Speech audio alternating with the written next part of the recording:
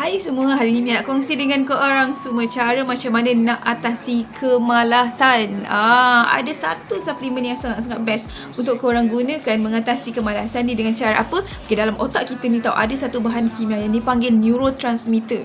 Neurotransmitter ni dia berkait rapat dengan menghasilkan fokus dan juga motivasi. Kalau korang nak buat kerja, neurotransmitter yang kita panggil dopamin ni kena dikeluarkan banyak-banyak supaya kita akan rajin, kita akan jadi orang yang rajin dan bermotivasi. Tetapi masalah sekarang ni ramai orang overstimulate neurotransmitter ni. Okey, dia buat apa? Dia pergi main game lama-lama, dia tengok movie berepisod kan. Pergi masuk Netflix tu berepisod.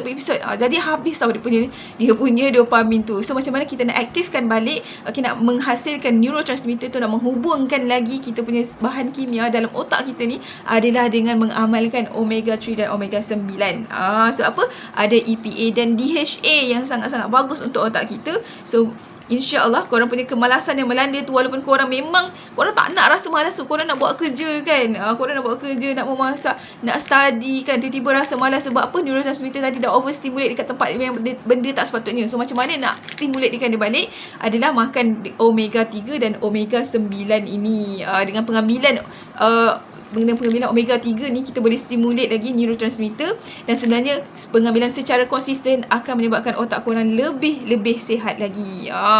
Ada 120 soft gel ni, okey, sangat-sangat jimat, boleh makan sampai 2 bulan korang. Berbaloi sangat-sangat. Jadi korang cepat-cepat dapatkan forever Omega 3 Plus Soft Gel ini. Sebab apa? Ada minyak ikan dan minyak zaitun. Ada minyak ikan, minyak zaitun dan minyak sotong, calamari oil. Okey, dapatkan sekarang.